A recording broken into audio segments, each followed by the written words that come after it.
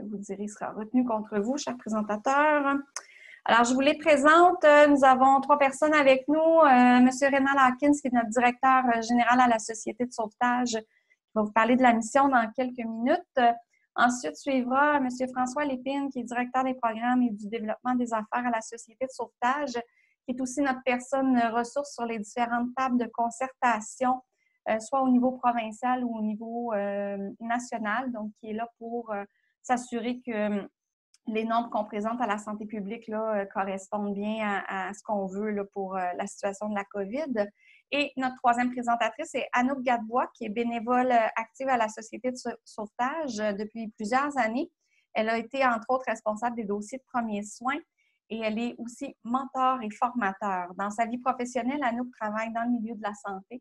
Donc, elle pourra très bien vous diriger au niveau des règles sanitaires. Alors, je passe la parole à M. Hawkins. Mais merci. Bonjour tout le monde. Bien heureux de pouvoir vous voir présent, même si je ne vous vois pas physiquement, mais à tout le moins, vous pouvez m'entendre et me regarder. Vous savez, la mission de la Société de sauvetage, elle est simple, c'est de favoriser les interactions sécuritaires avec l'eau afin de prévenir justement les noyades et les autres traumatismes. On trouve qu'elle n'a jamais été aussi vraie de la réalité, particulièrement dans un contexte de COVID-19. Vous comprendrez que toute l'importance de cette mission-là, c'est de favoriser le retour aux opérations régulières de tous les lieux de baignade au Québec, que ce soit les piscines extérieures, que ce soit les plages et les parcs aquatiques, parce que depuis le début de la pandémie, on rappelle à nos autorités qu'il faut favoriser ces endroits-là afin de permettre aux personnes de pouvoir se rafraîchir, et ce, en toute sécurité, à défaut de quoi les gens iraient fréquenter les plans d'eau ouverts tels que les rivières et les lacs. Et ça, on sait que c'est peut-être plus propice au non-respect des règles sanitaires d'une part, mais surtout plus propice à avoir une augmentation du nombre de noyades comparativement aux lieux de baignade tels qu'encadrés et surveillés par les différents membres de la Société de sauvetage dont vous êtes présents. Alors, je vous remercie encore une fois d'être présent avec nous aujourd'hui et je laisse la parole maintenant à nos formateurs pour le webinaire que vous suivez présentement. Merci.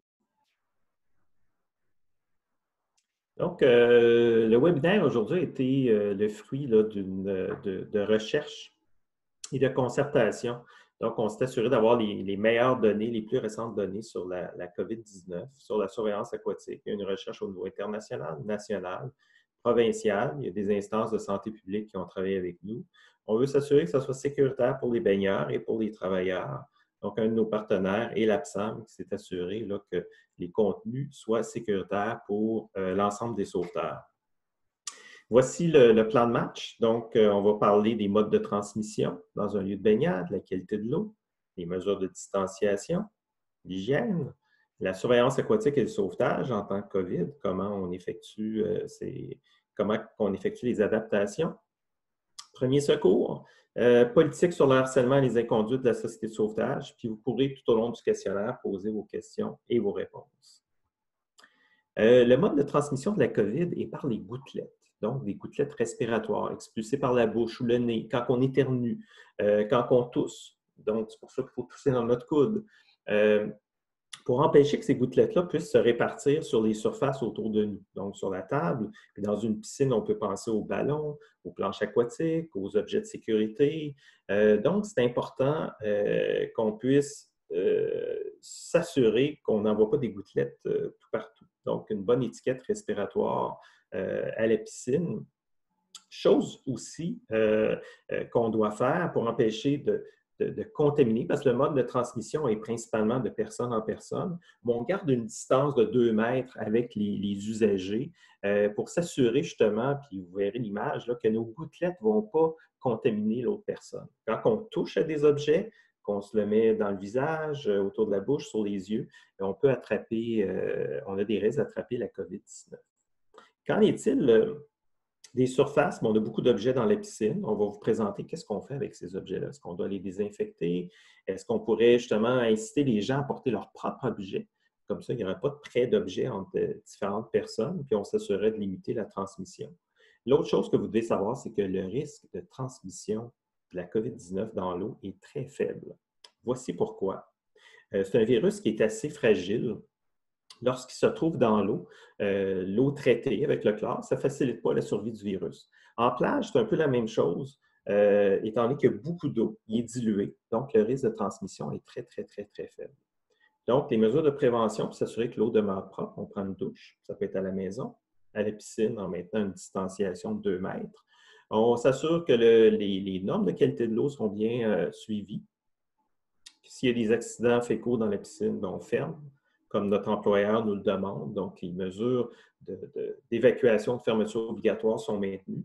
Et on suit les données qui sont au registre de la qualité de l'eau. S'assurer que la qualité de l'eau soit toujours belle et propre lors de la baignade des usagers. Je transmets la parole à Anouk maintenant. D'abord et avant tout, ce qu'on veut faire avec vous en tant que sauveteur, c'est d'aborder un autodiagnostic et des mesures de prévention envers vous, d'abord et avant tout. Si vous avez un symptôme ou 2 symptômes parmi la liste qui est présentée ici, on va définir possiblement que vous êtes atteint de la COVID. On s'entend cependant qu'il faut avoir quand même un dépistage pour être déclaré négatif ou positif. Ce qu'on veut faire avec vous, c'est que quand vous avez ces symptômes-là, vous allez vous auto-déclarer avec à votre superviseur, puis aussi à votre milieu. OK? On va vous encourager aussi à contacter la ligne d'information COVID, qui est la ligne 811, pour réussir là, à avoir les étapes pour la suite. Dans les mesures de prévention, oui, on parle d'autodiagnostic avec, d'abord et avant tout, quand vous allez accueillir vos baigneurs. Avec ces baigneurs-là, vous allez questionner. Ça va être le même principe que vous, OK?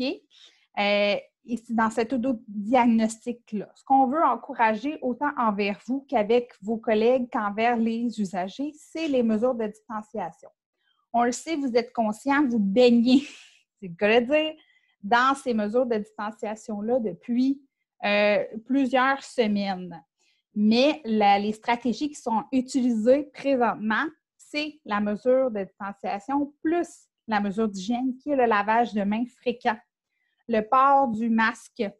Ce qui est important de retenir dans le port du masque, c'est que nous ne portons pas le masque dans l'eau, ni pour vous, ni pour vos baigneurs. OK? Pour votre santé et sécurité. Ce qui est par principe, OK? Ce qu'on veut faire en sorte d'appliquer dans les mesures de distanciation, c'est des sens uniques, des entrées, des sorties différentes, faire des zones réservées à des familles. Donc, il va y avoir plein de stratégies qui vont être appliquées par vos gestionnaires, mais on ne souhaite pas que vous jouiez, ça se dit mal, là, à la police dans vos milieux. On va se fier à la bonne foi des citoyens baigneurs pour être dans vos enceintes de piscine. Il va y avoir de l'affichage. Il y en a probablement partout pour vous apprendre à bien vous laver les mains. OK? Moi, ce que je vous encourage à faire, c'est à vous créer une chanson, aller voir des vidéos YouTube. Exemple, moi, je chante Bonne fête avec ma fille pour que vous soyez capable et en mesure d'avoir un temps adéquat et le bon lavage des mains pour diminuer le risque de contracter la COVID ou de le transmettre. Comme j'ai dit plus tôt, le lavage des mains plus la distanciation physique, ce sont les 2 stratégies les plus efficaces jusqu'à présent pour diminuer les risques de contracter la COVID. Quand on parle de désinfection des équipements et des surfaces, on a parlé plutôt du prêt d'objets. Oui, on pourrait encourager les gens à apporter leurs propres objets, mais ce qui serait recommandé dès l'entrée dans l'enceinte, c'est de désinfecter ces objets-là. Et avant la sortie aussi, même principe. Même chose pour les gens qui vont arriver sur le bar. On va leur demander de prendre une douche ou de l'avoir pris au moins au préalable avant d'arriver et de la prendre avant de sortir. Fait qu'il y a toujours un concept de avant et après. OK? On parle aussi des VFI, parce que probablement vous allez avoir des camps de jour qui vont venir sur vos milieux. Et ces camps de jour-là vont avoir besoin des VFI, OK, des vestes de flottaison individuelles. Et vous allez devoir les désinfecter avant de les prêter à d'autres enfants. Donc, ce qu'on dit ici, c'est que si vous avez votre taux chloré dans les normes, qui est entre 0,8 et 3 dans les piscines extérieures, vous pourriez mettre votre VFI 15 minutes d'un bord, 15 minutes de l'autre dans votre bassin. Et on a inscrit ici « faire sécher rapidement » et on est en train de valider cette information-là pour de plus en plus de détails. Au niveau de la plage, comme l'eau n'est pas chlorée, on va vous encourager à immerger le VFI dans une solution d'eau de javel à 3 ppm pendant 15 minutes. On a ici une petite recette là, qui va indiquer comment créer la recette pour vous assurer que votre VFI soit désinfecté.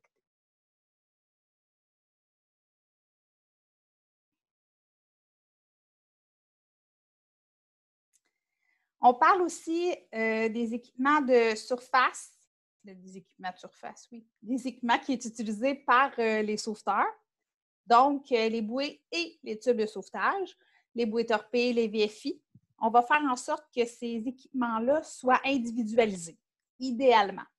Si vous n'êtes pas en mesure d'individualiser l'équipement, il va falloir le désinfecter avant de le partager. Vous pouvez le désinfecter avec le même principe que le VFI, l'immerger 15 minutes d'un bord, 15 minutes de l'autre, ou bien utiliser des désinfectants pour les surfaces dures, attendre que ça sèche avant de le partager. OK? Vous pouvez, en fait, vous allez devoir désinfecter aussi vos chaises. Le principe est de garder une bonne hygiène des mains avant tout. Donc, vous vous lavez les mains avec de l'eau et du savon avant de retourner sur les chaises pour créer la rotation. Et ce qui serait l'idéal, c'est d'attribuer la tâche de nettoyer les chaises à un sauveteur, OK? Ou de varier la tâche tout dépendamment de l'heure ou d'établir une organisation de travail pour vous assurer que les chaises sont désinfectées, les bouées sont désinfectées, toutes les surfaces qui sont souvent touchées. C'est bon. Au niveau de la surveillance, OK? Ce qu'on veut prôner, c'est une organisation de travail qui ferait en sorte que vous n'avez pas d'équipement de protection individuelle à porter. Quand on parle de protection individuelle à porter, on parle de protection oculaire. La protection oculaire, ce sont les lunettes transparentes, un peu comme les gars de la construction. On parle des visières. On parle...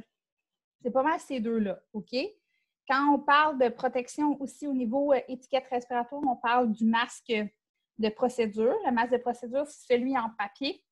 Puis, on parle aussi du masque de tissu, mais on s'entend qu'on parle d'une protection envers les autres. Et on parle aussi de gants et de jaquettes. Fait que ça, c'est les 4 équipements qu'on a besoin pour un équipement de protection individuelle. Vos lunettes soleil ne sont pas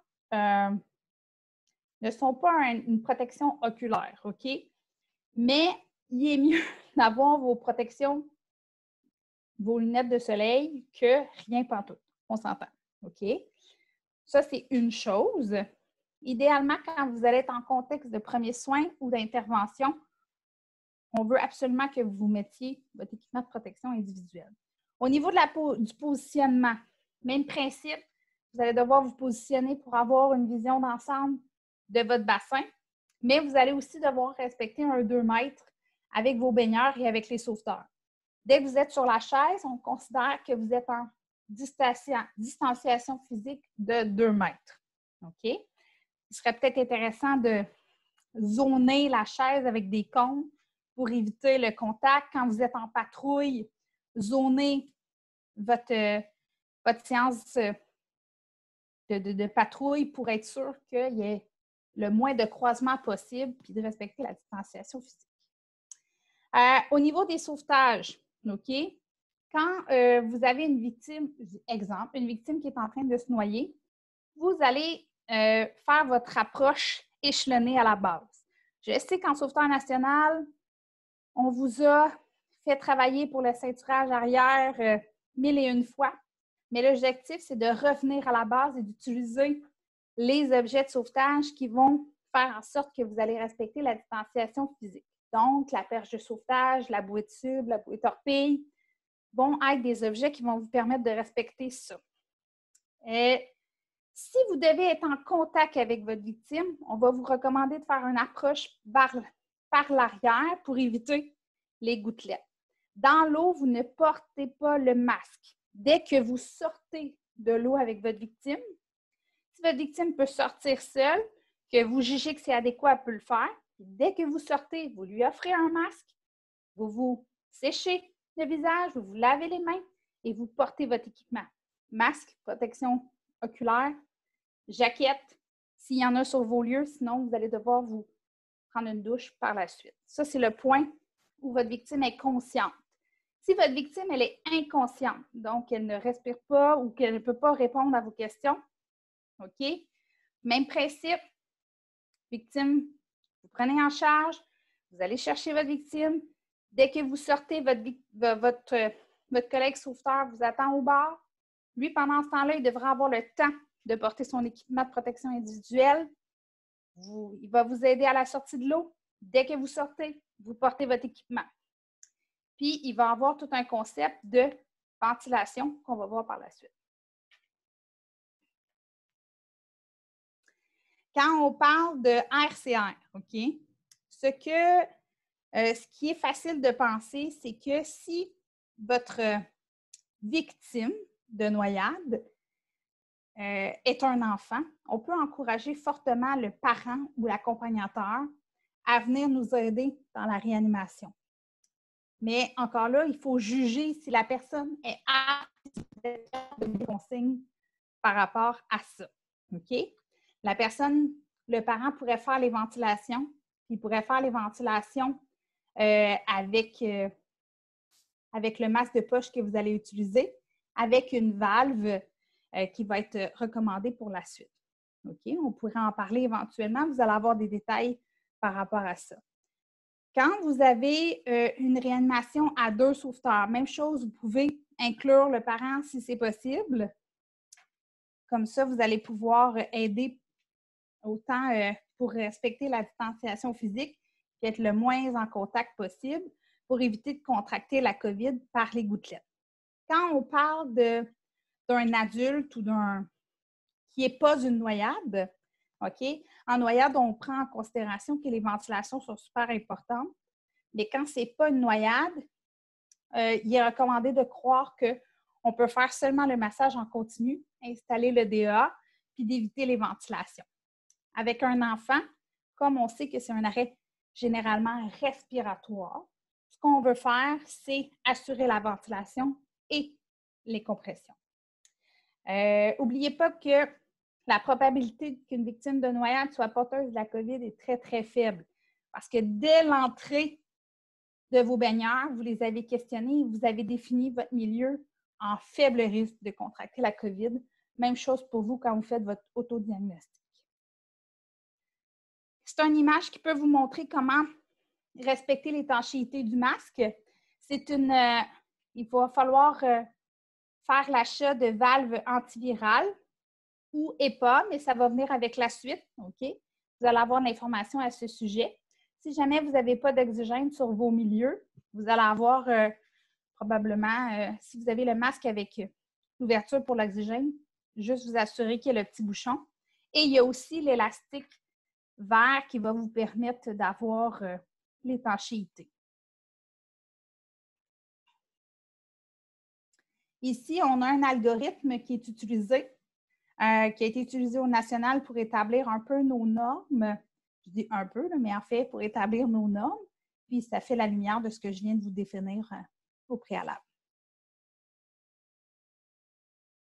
Le principe premier, c'est que vous devez assurer votre propre sécurité en tout temps. Un peu comme, y a-t-il des dangers? Oui, non, peut-être. C'est juste que là, votre danger est invisible, la COVID. Donc, on essaie le plus possible de se dire qu'on respecte la distanciation physique de 2 mètres, si on a besoin de faire une intervention, on porte l'équipement approprié. OK? Si vous avez une victime de noyade que vous sortez, traitez-la là où elle est. OK? Parce qu'il va y avoir un concept de désinfection aussi du poste de premier soin à faire, d'éviter de toucher à toute la trousse si vous touchez à votre victime. OK? Pour éviter les contaminations et de vous assurer que vous êtes bien propre avant de toucher votre visage puis bien propre après. OK? Si jamais vous êtes en contact avec vos autres sauveteurs pour X, Y, Z raison, parce qu'ils mouillent, tout ça, on va vous encourager à porter le masque si vous n'êtes pas capable de respecter la distanciation physique. On a des images de comment retirer les gants, OK? Comment mettre le masque, comment l'enlever. Mais encore là, dans vos procédures, c'est intéressant de les afficher. Si jamais vous êtes superviseur, de vous assurer de les mettre dans vos pratiques pour que vos sauveteurs soient capables d'effectuer le tout.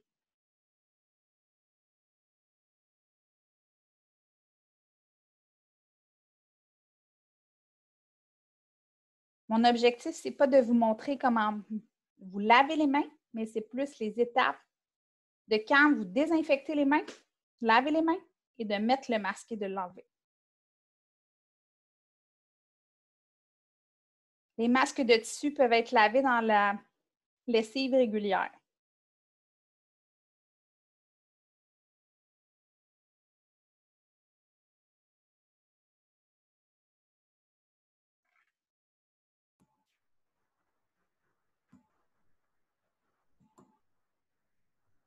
Merci Anouk de la présentation. Je vais faire un petit rappel. À la Société de sauvetage, il y a une politique de harcèlement qui a été adoptée par le conseil d'administration dans l'attente qu'il y ait une politique provinciale pour l'ensemble des fédérations sportives de sport et de plein air. La Société de sauvetage, elle s'engage à mettre en place tout principe ou action visant à protéger et encourager les relations harmonieuses entre les membres. Puis faire en sorte que l'objectif vient établir des normes de comportement puis permettre à nos membres de la Société de sauvetage, tels que vous l'êtes, de vous épanouir en toute dignité et en respect. La Société de sauvetage condamne par conséquent toute forme de harcèlement et d'inconduite. La présente politique qui s'applique à tous les membres, employés, incluant les bénévoles, puis vise ces derniers dans le cadre d'activités officielles de la Société de sauvetage. Par exemple, lors des formations ou des requalifications ou des activités sociales entre les membres. La Société de sauvetage vous invite à consulter la politique qui est disponible sur votre tableau de bord. Donc, vous pourrez aller voir la politique et si vous souhaitez faire une plainte concernant le harcèlement ou une inconduite, bien, vous êtes invité à compléter un formulaire qui est disponible sur notre site Internet en toute neutralité. Puis à ce moment-là, nous, on pourra y donner suite, toujours dans le but de vous assurer que vous puissiez participer à des activités de façon harmonieuse. Ce qu'il faut retenir dans la présentation aujourd'hui, c'est qu'il faut se laver les mains fréquemment. En tant que sauveteur, c'est nos mains qui sont les principaux vecteurs en touchant des objets. Comme on l'a vu avec Anouk sur la chaise, on risque de partager les bras de la chaise, peut-être de l'équipement de sauvetage. À ce moment-là, il faut se laver les mains toujours avant et après. C'est un bon moyen de prévention. Toujours maintenir une distance de 2 mètres, le plus possible dans les sauvetages, donc utiliser l'approche échelonnée. Si on n'est pas capable de maintenir une distance de 2 mètres, bien, on doit porter secours à la personne et se préoccuper d'avoir une intervention qui va limiter justement le contact ou raccourcir la durée de contact. On porte les équipements de protection individuelle qui sont appropriés, qui ont été mentionnés. Donc, une protection oculaire, une protection respiratoire, un masque de procédure. La victime aussi doit le porter si elle est en mesure de l'accepter, si elle n'a pas de difficulté respiratoire. On va aussi encourager le port des gants et d'une jaquette. Si on n'a pas de jaquette, on peut aller, suite à une intervention, prendre sa douche. Donc, important de désinfecter les surfaces et les objets qui sont partagés entre les individus. Puis vérifiez avec votre employeur avant de commencer toute l'accessibilité des équipements de secours et des équipements de protection. Donc, vous assurez qu'ils soient bien en place.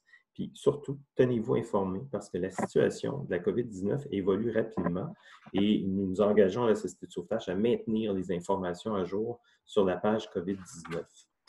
Vous savez que toutes les normes et la présentation ont été faites à la lumière des recommandations de recherche. Ça reflète les meilleures pratiques dans le secteur aquatique, que ce soit au niveau provincial, national et même international. La situation elle évolue beaucoup rapidement à l'ère de la COVID-19. Donc, on va continuer à mettre à jour nos informations. Donc, on vous invite à venir voir sur nos bulletins. Puis, on vous rappelle que les normes de la Société de sauvetage ne remplacent jamais les normes et directives de la santé publique, que ce soit provinciale ou locale. Donc, on vous invite à suivre ces normes-là de façon privilégiée. Donc, je vous invite à aller poser vos questions si vous en avez via Alerte. On va répondre aux questions qui sont dans le questions-réponses, donc sur notre site spécial COVID-19. Vous allez pouvoir avoir l'information que vous souhaitiez obtenir pour bien travailler cet été. Je laisse la parole à Guylaine. Oui, bien merci. Il y a eu de très bonnes questions dans le questions et réponses aussi. On va en faire une foire aux questions là, quand les webinaires seront tous terminés. Vous avez des questions bien différentes du webinaire de ce matin et c'est parfait comme ça. Tout ce qui concerne les cours de natation, votre brevet de moniteur en sécurité aquatique, tout ça relève de la Croix-Rouge canadienne. Donc, je vais vous inviter à communiquer avec eux pour voir qu'est-ce qu'ils vont mettre en place pour la COVID-19. Là. Mais les cours de natation ne sont pas encore autorisés à reprendre. Donc, sur ce, bien, on vous souhaite une bonne fin de journée. Merci d'avoir été là. Et si vous avez des questions, vous nous écrivez par courriel, ça va nous faire plaisir d'y répondre. Merci à Anouk, à Rénald et à François aussi. Donc, bonne fin de journée à tous. Au revoir.